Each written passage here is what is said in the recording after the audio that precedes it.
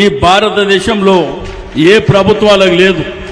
హిందూ మతాన్ని నమ్ముకున్నటువంటి పార్టీ కూడా చెప్పుకునేటువంటి అర్హత లేదని చెప్పి నేను ఈ సందర్భంగా తెలియజేస్తా ఉన్నాను. ఈ తెలంగాణ రాష్ట్రంలో ఒక అద్భుతమైనటువంటి యాదగిరి లక్ష్మీ నరసింహస్వామి యాదగిరిగుట్ట దేవాలయాన్ని ఎంత అద్భుతంగా తీర్చిదిద్దిండో మనం కళ్ళారా చూసినాం.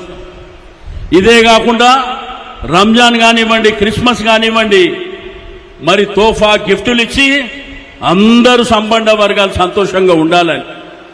కానీ ఈ ప్రభుత్వం వచ్చిన తర్వాత ఏం చేస్తుంది?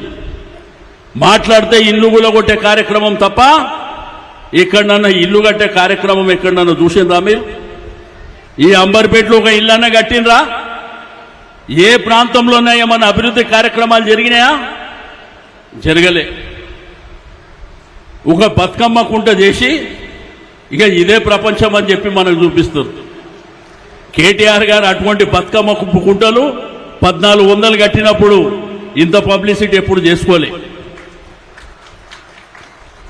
ఈరోజు ఈ కాంగ్రెస్ ప్రభుత్వం వచ్చిన తర్వాత మీరు చూసిండ్రు కదా, మన చిన్నపిల్లలు కూడా అంటే బిడ్డనో కొడుకో మనవడో మనవరాలు అడుగుతున్నారు. మన ఈ గోటీలు తీసి గోళీలు ఆడుకున్నాడు ఏంది అని అడుగుతున్నారు పిల్లలు.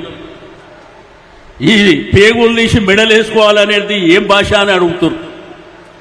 అంటే ఈ రాష్ట్రానికి ప్రజలు కాంగ్రెస్కి అధికారం ఇస్తే గోటీలు ఆడుకునే కార్యక్రమాలని మరి చేపట్టినటువంటి ఏకైక ముఖ్యమంత్రి రేవంత్ రెడ్డి గారు.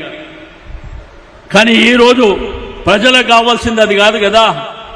ప్రజాస్వామ్యంలో ప్రజలు ఎన్నుకున్నటువంటి ప్రభుత్వం ప్రజల కోసం పనిచేయాలి. ఎక్కడన్నా చేస్తున్నా ప్రజల కోసం పని?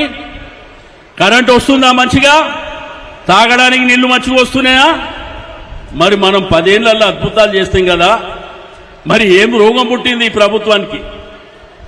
ఏ కార్యక్రమం చేసినా కానీ మాట్లాడితే కేసులు, ఇది తప్ప ఈ ప్రభుత్వానికి చేయడానికి ఏమీ